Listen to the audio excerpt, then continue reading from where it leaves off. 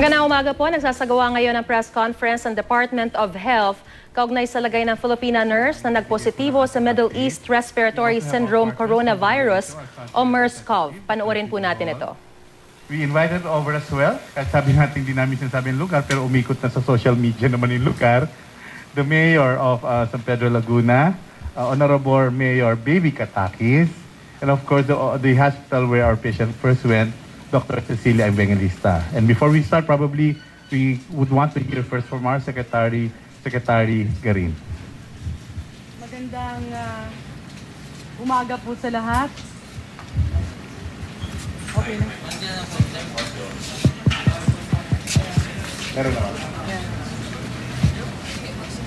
Ang Department of Health ay ginagawa ang lahat upang masugpo. Yan, okay na? Okay. Ang Department of Health ay ginagawa ang lahat upang masugpo ang MERS-CoV. Kilala natin itong Middle East Respiratory Syndrome Coronavirus. Kasama ko ngayon, ipinakilala ni Dr. Lyndon Lisoy, of course, si Honorable Lourdes Katakis, Mayor ng San Pedro Laguna, Dr. Cecilia Evangelista, ang may-ari ng Evangelista Medical Specialty Center, Dr. Julie Hall ng World Health Organization. We also have Asek Paubial, of course, si Director Irma Asuncion, mga walang tulog na nagbabantay para sugpuin ang MERS-CoV, Director Nestor Santiago, yung ating pamilya sa National Epidemiology Center, Dr. Lyndon Lisoy. Okay. February 1 nang dumating ang pasyente sa Maynila on board Saudia Flight 860. February 2 naman nakaramdam ito ng hirap sa paghinga, lagnat at ubo. Nagpakonsulta siya sa isang pribadong doktor and was subsequently advised admission. February 8, the patient's condition did not seem to improve much despite the admission and management in the hospital. Hence, suspicion of MERS-CoV was there and the patient was referred to RITM for testing. February 9, the results turned out positive. 2 other tests were done, including a confirmatory test, with WHO assisting us and sending samples for further confirmation, which turned out to be really MERS-CoV. Inilipat yung pasyente sa RITM, nasimulan ang contact tracing ng ibang pasahero on board Saudia 860. Contact tracing also in the medical private facility was done, as well as the close family contacts. A total of 56 close contacts were located, 11 of which manifested symptoms and were subsequently admitted at RITM last February 10 to 11. Ulitin po natin, 56 contacts have been identified and located, all tested. 11 po sa kanila ang nagpakita ng sintomas at inadmit sa RITM between February 10 and 11. All 56 persons yielded a negative result in the first round of tests using nose and throat swab samples. However, the 11 symptomatic patients will undergo another round of tests using sputum and rectal swab samples. We will explain that later. Among the 220 passengers on board Saudia 860, 92 have been located and have agreed to be tested. We call on the remaining passengers to contact the Department of Health through our hotline, 711-1001 or 711-1002. While MERS-CoV has a mortality of 30%, human-to-human transmission is not that easy. Hence, there is no reason to panic. However, we have to be on guard and be vigilant in watching out for flu-like and asthma-like symptoms among travelers coming from the Middle East region. The DOH is not letting its guard down in the fight against MERS-CoV. All ports of entry in the country are being closely watched, and we strongly suggest that the health declaration checklist or the yellow paper that is being given to passengers be properly and honestly filled up by all arriving passengers to prevent the entry of MERS-CoV and other infectious diseases in the country. Nananawagan po kami ulit sa lahat ng pasahero na nanggagaling sa ibang bansa. Please fill up honestly and properly the health declaration checklist or the yellow paper para hindi po tayo mahirapan at tayo po ay magkatulungan. Ang tagumpay natin na masugpo ang MERS-CoV sa ating bansa ay nakasalalay sa pakikipagtulungan ng lahat sa ating gobyerno. Kung kaya't nagpapasalamat kami kay Mayor Baby Katakis at sa Evangelista Medical Specialty Hospital sa kanilang maagang pakikipag-ugnayan at pakikipagtulungan sa Department of Health upang harapin ang banta ng MERS-CoV. Saludo kami sa kanila. We must remember that the Department of Health cannot do it alone. We need the help not only of the private sector, but every Filipino family, every individual, every tourist who comes into our country. Because a healthy Philippines is dependent on a participative and a cooperative Filipino community. Maraming salamat po. Okay. Naisin po namin pakinggan ang statement po ng ating Mayor, Honorable Mayor Baby Katakis. Magandang umaga po kay Secretary Garin at sa atin pong lahat ng naririto. Ikinalulungkot po namin na ang pagkakaroon ng isang kababayan na nagkasakit nga po ng MERS-CoV. Subalit ikinagagalak po naman namin na malaman na negatibo ang mga nakahalubilo po niya sa aming bayan. Lalo na po sa kanyang sa hospital. So nananawagan po kami sa lahat, lalo na po sa aming mga kababayan sa San Pedro, na huwag pong matakot, huwag magkalat ng maling balita, nahahantong po lalo sa takot at panik.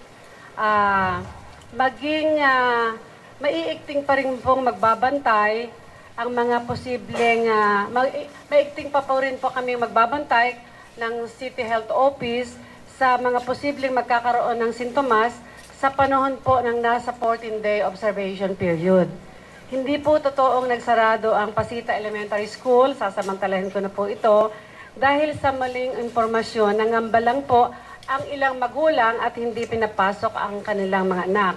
It's business as usual po sa San Pedro. Maraming salamat po, Mayor. Pakinggan din po natin ang ating isa pang bisita, ang may-ari po ng Evangelista Medical Specialist Hospital, Dr. Cecilia Evangelista. Magandang umaga kay Secretary at sa lahat na nandito kayo.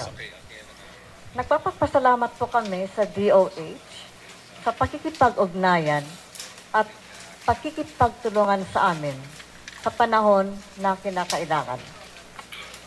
Although we have initiated disinfection of the hospital, the management has decided to voluntarily submit the hospital for a thorough disinfection by the Department of Health and the World Health Organization para sa ikapapanatag ng lahat. Even with the negative results for MERS-CoV sa aming mga direct contact ng mga empleyado, we will comply with the 14-day observation period in order to be assured that our employees are safe and our hospital will be in best shape to cater to the patients. I would like also to take this opportunity to thank our patients, our doctors, nurses, medical staff, and personnel for being so understanding and cooperative, for we know that this will all be bound to the benefit of all concerned parties. Salamat po. Thank you very much, Dr. Evangelista. So, the floor is now open sa kung ano mo pong katanungan ang gusto nyong i-raise. Siguro isa-isa lang po, magpakilala po, tapos in question. Good morning, ma'am. I'm JP Soriano from GMA7. Ma'am, yung clarification lang po, yung 56 na tinest ay ito po ay hindi kasama sa airplane. At yung 11 po na sinasabi nyo na nag-manifest ng symptoms, paki-explain lang po kung nag-negative sila, pero and yet they are still showing symptoms. Ano po ang differentiation po nun? The 56 contacts, as stated, does not include passengers on Saudia 860. We will update you with regards to the passengers of Saudia 860 on Monday. Yung 11 na nagmanifest ng sintomas, yung iba sa kanila may ubo, may phlegma, yung iba parang may pneumonia. The reason that we did not consider them as entirely negative was based on the advice of the World Health Organization and the Center for Disease Control. Dahil ang kinuha nating sample, oropharyngeal and nasopharyngeal. Yung MERS-CoV kasi, nakatira siya sa lungs. It's deep down there.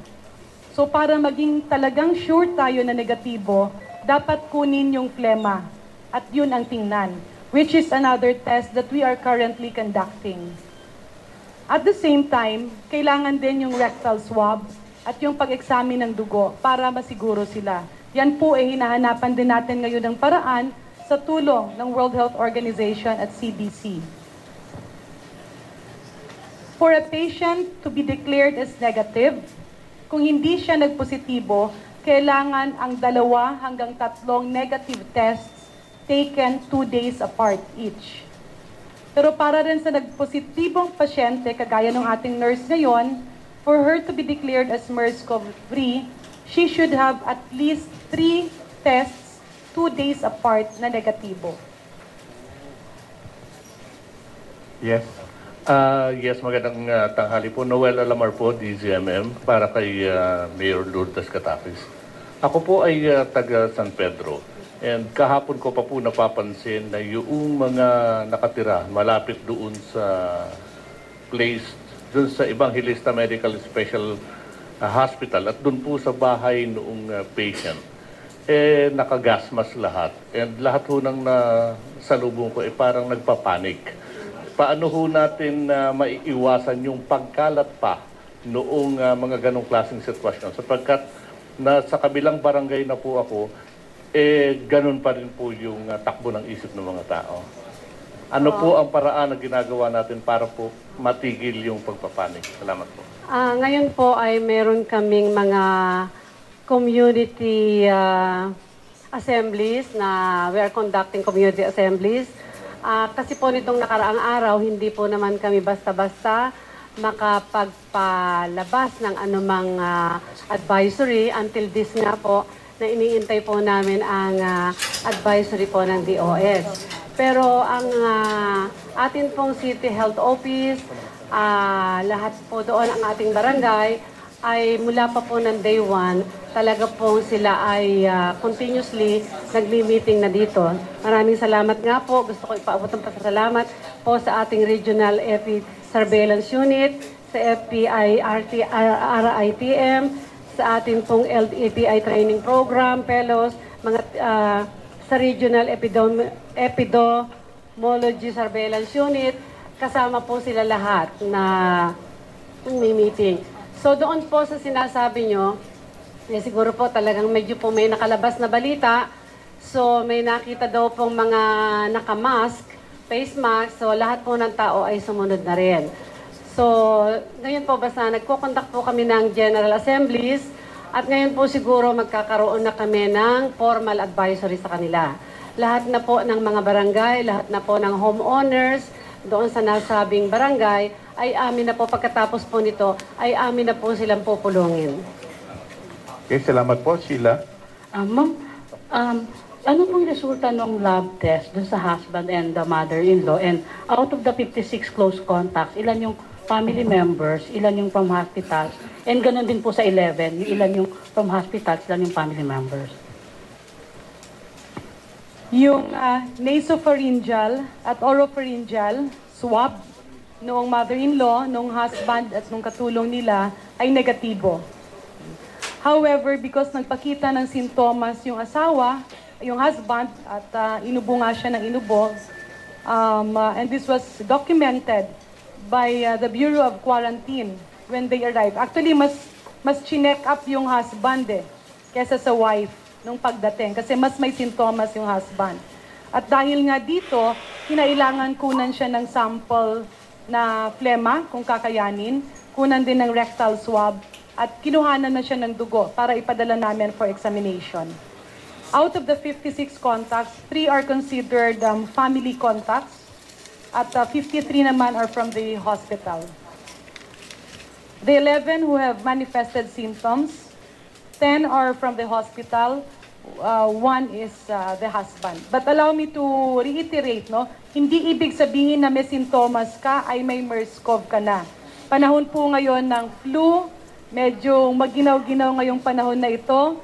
Kaya po pwedeng flu lang siya talaga o talagang may asthma lang yung pasyente na na-exacerbate ng pagbabago ng panahon. Hello. For Mayor Katakis.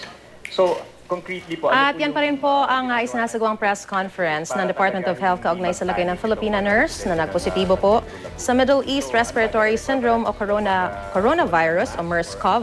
At sa naturang press conference nga po ay binigay ni Secretary Garin ang timeline magmula sa pagdating ng kauna-unahang MERS-CoV patient sa bansa noong February 1. February 2 po siya nakaramdam ng hirap sa paghinga, ubo at iba pang mga sintomas. February 8 hindi po bumuti ang kanyang kondisyon at nagkaroon na nga po ng suspicion ng MERS-CoV kaya siya ay isinangguni sa RITM. February 9 po ay sumailalim na siya sa 2 tests, confirmatory test. At February 10, na-trace na po yung mga iba pa niyang mga nakahalubilo na mga pasahero, pati na rin ang mga iba pang mga close contacts. Sa 56 na close contacts, hindi po ito kabilang sa mga pasahero ng Saudiya. Na-identify po ito, natagpuan, at sila po ay sinailalim na sa mga tests. 11 po sa 56 na ito ang nagpakita ng sintomas at inadmit sa RITM. Meron po silang ubo, plema at pneumonia, pero inuulit ng DOH, hindi ibig sabihin na nagpakita ng sintomas ay mayroon ng MERS-CoV. Kailangan po silang sumailalim sa 11 pang mga karagdagang test, partikular yung sputum and rectal swab tests. Yung 72 naman pong mga pasahero ng Saudia Airlines na kasama ng naturang pasahero, yung pasyente ng MERS-CoV, ay na-locate at pumayag na pong sumailalim sa mga pagsusuri. At ang resulta po nito ay ipaalam sa Lunes. Pinakikiusapan po ng Department of Health ang iba pang mga pasahero ng Saudia Airlines na tumawag po sa hotline ng DOH 711-1001 o 711-1002. Bagamat sinasabi po ng DOH na hindi madali ang human transmission ng sakit, hindi kailangang magpanic ang mga tao, hindi rin naman daw po sila magpapabaya.